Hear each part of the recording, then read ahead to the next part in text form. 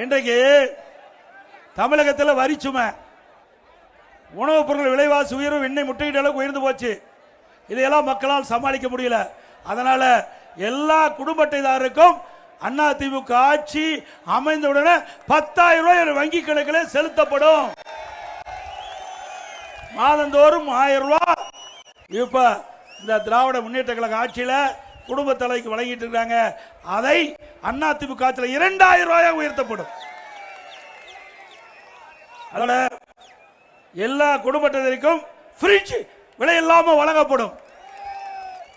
வேலைக்கு செல்லும் மகளிர் 5 லட்சம் பேருக்கு அம்மா இருசக்கர வாகனம் வழங்கப்படும். ஒவ்வொரு அம்மா இருசக்கர வாகனத்துக்கு 25,000 மானியம் கிடைக்கும். எல்லா குடும்ப அட்டைதாரருக்கும் வருடத்திற்கு 3 சிலிண்டர் விலை இல்லாமல் வழங்கப்படும். ஒவ்வொரு ஆண்டும் பொங்கல் தொகுப்பு வழங்கிட்டு இருக்கிறோம். அதோட 1000 ரூபாய் பொங்கல் பரிசு வழங்கப்படும். நம்முடைய தாய்மார்களுக்கும் பெண்களுக்கும் ஒவ்வொரு தீபாவளி என்றும் பட்டுப்புடவை வழங்கப்படும். இப்படி பல அறிவிப்புகள் ஏற்கனவே அறிவிச்சிருக்கிறோம். அம்மா இல்லம் திட்டம், இன்றைக்கு ஏழை மக்கள், வீடு இல்லாத ஏழை மக்கள் அனைவருக்கும் அற்புதமான காங்கிரீட் வீடு கட்டி கொடுக்கப்படும்.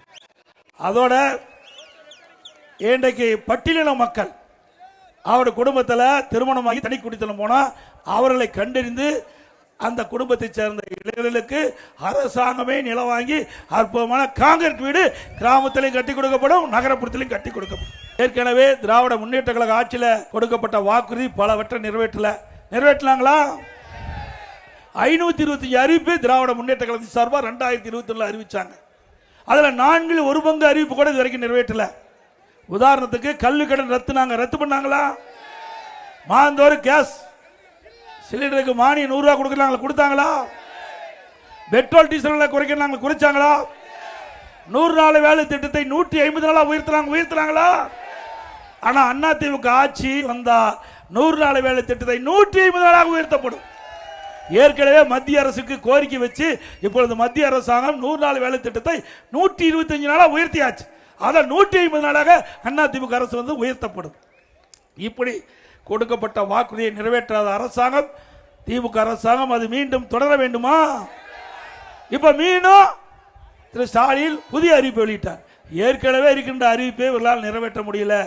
புதிய அறிவிப்பை வெளியிட்டு நிறைவேற்றுவாங்களா? மக்கள் நம்புவாங்களா?